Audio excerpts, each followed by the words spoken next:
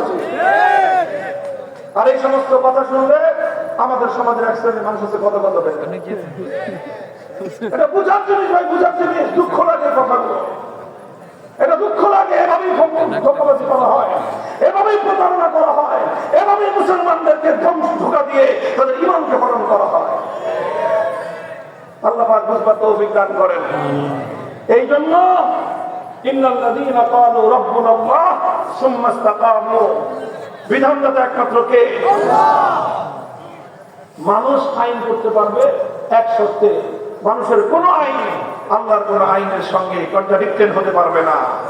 মানুষের কোন আইন আল্লাহর আইনের বিরুদ্ধে যেতে পারবে না।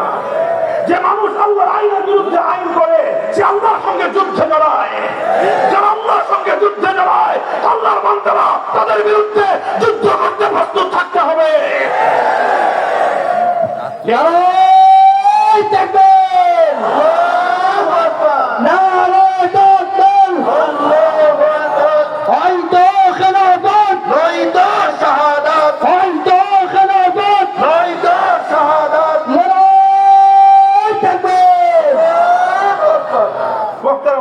আমি আমার আলোচনা সমাপ্ত করতেছি।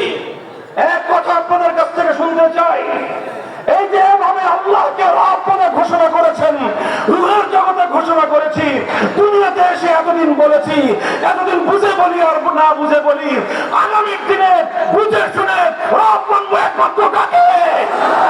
আল্লাহর জমিনে আইন চলবে একমাত্র কার?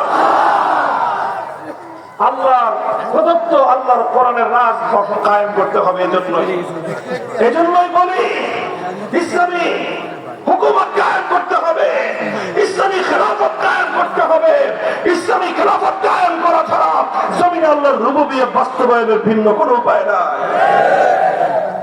অনেক রকম বাংলাদেশ দেখেছেন আপনারা, সোনার বাংলাদেশ দেখা হয়েছে, নতুন বাংলাদেশ দেখেছেন, এরপরে সবুজ বাংলাদেশ দেখেছেন, এরপরে ডিজিটাল বাংলাদেশও দেখাইছে আপনাদেরকে। যাওয়ার আগে আবার স্মার্ট বাংলাদেশও দেখানো শেষ।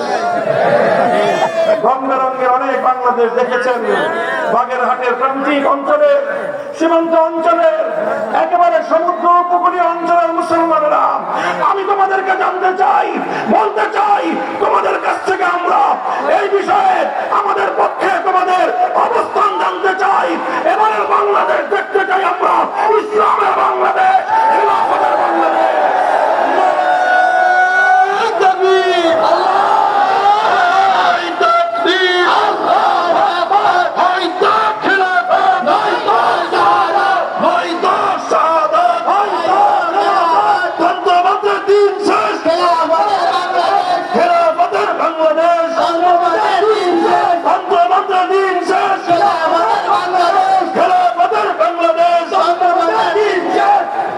ভাই এগুলা কি শুধু কথার কথা না বুঝে শুনে কথা?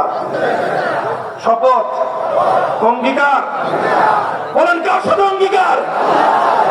আল্লাহর সাথে অঙ্গীকার। অঙ্গীকার রক্ষা করার চেষ্টা করবেন তো ইনশাআল্লাহ। ঈমান নিয়ে আসছিলাম রূহের জগৎ থেকে, এই ঈমানটা নিয়ে